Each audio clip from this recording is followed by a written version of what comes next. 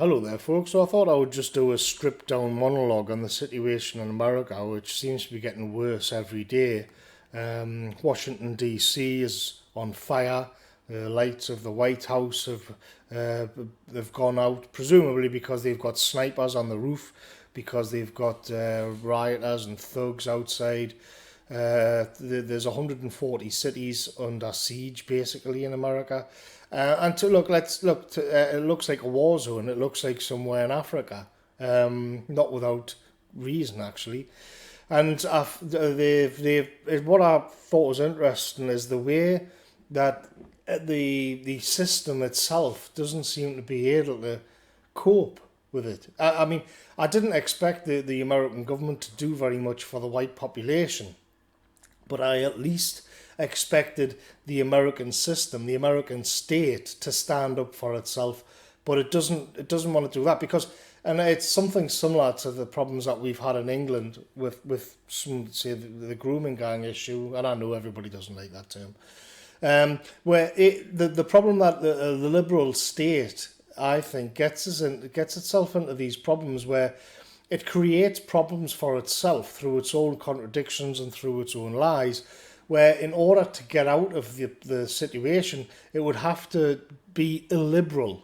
It would have to become something which was unpalatable to itself and to the population in order to get out of the problems that it's created for itself. So in the case of just in America, then you would expect.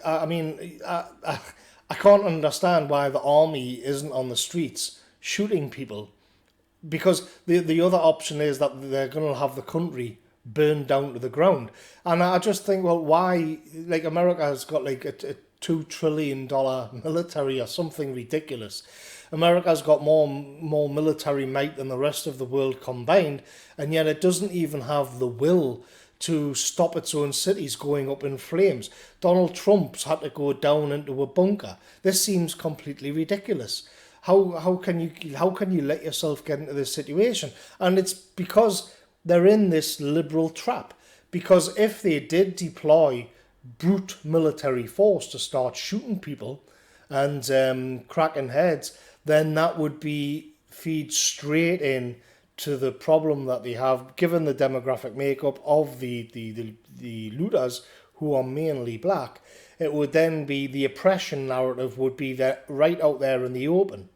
And so in a way, they'd fall into a trap.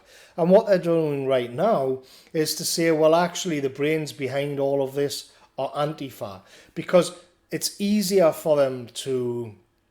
They don't want to have to deal with the racial angle on this, and so they've kind of shifted the frame, and they're going to talk about Antifa, George Soros funded groups who are there. They are there, but it's very convenient for Conservative Inc. not to deal with the real problem at the heart of it all, because the reason why you have, say, the issue with the police is to do with statistics on crime. And it all traces back in the end to just differences between human populations, doing the very best I can to avoid the YouTube banhammer. It's to do with just inherent differences between populations.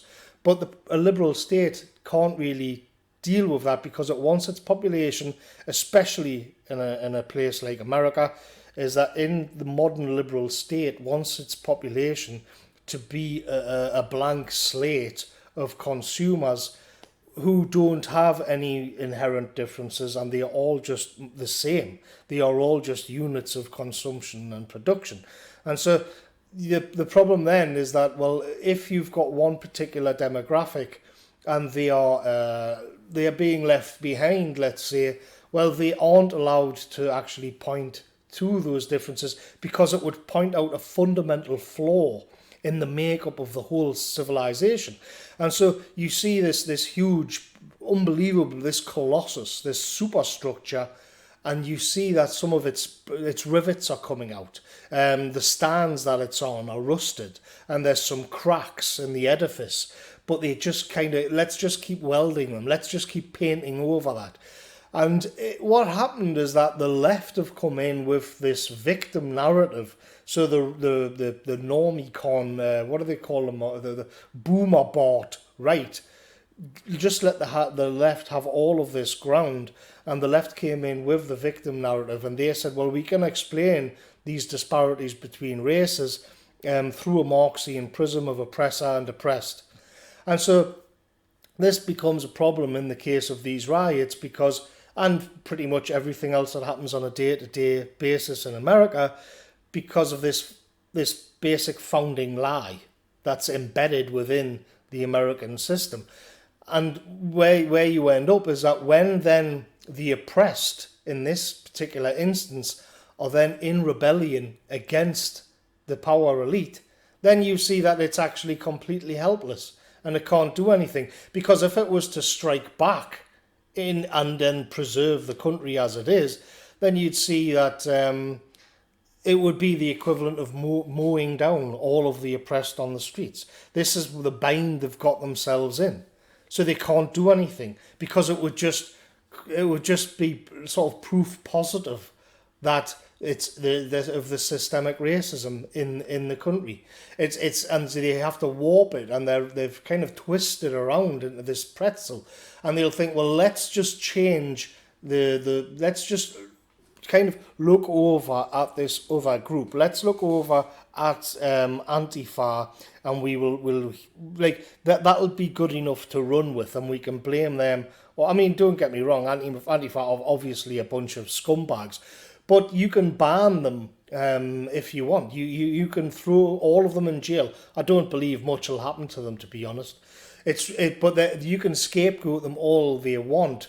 But the main structural problems that exist in America won't go away, because America isn't actually on fire because of Antifa. It's on fire because its liberal ontology is based on a lie, and they don't know how to deal with the lie within the liberal paradigm, because whatever they would have to do to solve these problems would be illiberal. It would break the liberal nature of America. And so they stay within it and try and blame it on Antifa.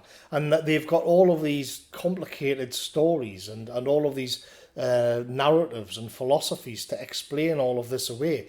All of this complicated mumbo jumbo, rather than face up to the fact that man isn't a blank slate.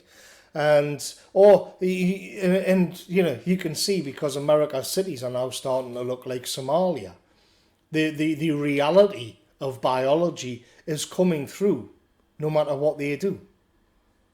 So I cannot really see how America comes out of this. And from an outside perspective, it just looks pathetic. And I imagine a lot of people around the world will be shocked. But what's the point in having all of this military might if you can't even prevent your own cities from burning to the ground because you're shackled to this narrative of egalitarianism? And what are they going to do? I think it's going to be this is the decline. And people have tried pointing it out. People tried to point out these things, and they were the ones who were cast out of the system, cast out of polite society. All of these morons on Antifa and all of the solidarity with them all, none of them have even had a PayPal account banned, because the system knew that fundamentally it relied on them as well. Whereas the people who were there pointing out disparities in IQ or racial differences, the things outside of the liberal frame, they were the ones who were ostracized. And so somebody like, with my views, I can look back in on this monstrosity collapsing in on itself, and the violence on the streets, which is overwhelmingly against white people, casually being beaten up and looted and burned out. And you kind of think, well, we tried to point out all these flaws and we were cast out. We ostracized, jailed, had people have their lives destroyed because of just these opinions. It was absolutely taboo to try and steer the ship in another direction. And the reason for that is because the blank slate, in the end, I mean, this is a critique that the left should have made. because it is capitalism, as many are pointing out, and liberalism. This is where it's ended up. And there'll be more. There'll be more burnings. Maybe they'll get this one under control. But how they will then have to have an even more cooked and soft approach and complicated narratives to explain this away. It's sad, but I think this is the beginning of the end of America. Because liberalism is there right in its DNA. We're going right back to the founding of it. And it's, unfortunately, completely flawed. Thanks for listening, folks.